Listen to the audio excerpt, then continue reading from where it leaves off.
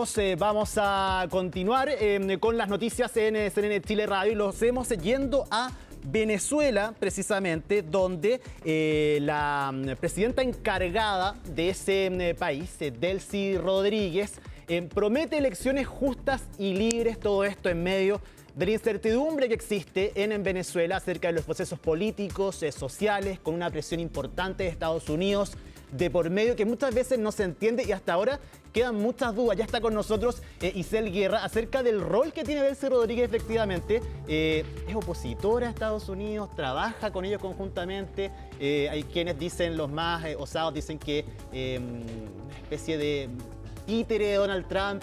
Se le acusó quizás también de ser parte de la salida de Maduro. Bueno, claro, son muchas las dudas que quedan, Isel. Y bueno, qué bueno que estás con nosotros hoy día para comenzar a resolverla y contarnos también qué pasa en el mundo. ¿Cómo estás? ¿Cómo estás, Ivo? Sí, con estas declaraciones que se conocían el día de ayer por la tarde de parte de la presidenta interina de Venezuela, Delcy Rodríguez. Otra declaración más que se conoce a raíz de la entrevista que concedía a NBC News y que, ojo, es la primera que da a un medio estadounidense tras la captura de Nicolás Maduro el 3 de enero. Y aquí con Rodríguez, que promete, según ella, estas elecciones justas y libres, aunque, ojo, pese a ese compromiso, donde ella señalaba que absolutamente ante la consulta de si se iban a realizar comicios libres y justos, ella señalaba que se realizarían conforme a la Constitución, elecciones libres y justas, pero sin dar alguna fecha respecto de cuándo eventualmente podría ocurrir, por cierto, ese proceso. Ella dijo, el calendario será fijado y decidido por el diálogo político en este país. Ojo, sin dar mayores antecedentes sobre cuándo se podría dar eventualmente el inicio a ese proceso. De hecho, Ivo, aquí Delcy Rodríguez básicamente ponía condiciones sobre la mesa. La convocatoria de comicios implica también un país libre de sanciones, señalaba Rodríguez en esta entrevista, así como también libre del acoso de la prensa internacional. Eran las condiciones que pone Delcy Rodríguez sobre la mesa para llevar a cabo estas elecciones sin fecha, insisto, que ha sido la tónica, por cierto, de otras figuras del chavismo en estas últimas semanas, pero nuevamente con esta premisa de asegurar que se van a llevar a cabo elecciones en este país. Igual siempre todo lo que tiene que ver con Venezuela y proceso eleccionario, siempre tiene un manto de incertidumbre, de duda, de no saber si es que realmente se va a respetar o no. ¿Cómo se va a desarrollar, efectivamente, el apoyo que tenga? De hecho, lo vimos el 2024, ¿no? Con las elecciones en ese país donde el chavismo aseguró que había sido Nicolás Maduro el que había vencido en esos comicios, pese a que hasta este momento nunca se mostraron en las actas de esas elecciones.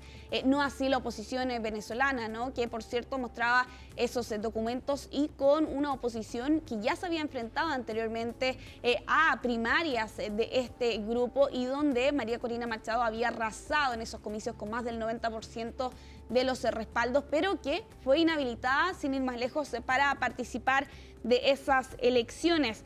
Claro, ese es el manto de duda y el contexto que ha enfrentado Venezuela anteriormente en elecciones. No fue lo único sobre lo que se refirió Delcy Rodríguez en esta entrevista, lo mencionábamos el día de ayer también, esta invitación a viajar a Estados Unidos. Ella aseguraba, estamos contemplando ir una vez que establezcamos la cooperación y podamos avanzar con todo. Ivo, de confirmarse, sería el primer líder venezolano en viajar a Estados Unidos en 30 años, lo que sin duda marcaría un hito respecto de las relaciones renovadas que hemos visto entre estos dos países ahora, precisamente allí con la visita del secretario de Energía durante estas últimas semanas, sin ir más lejos, Ivo, y claro, con estos esfuerzos por esa reapertura de las embajadas en ambos países, tanto en Washington como en Caracas.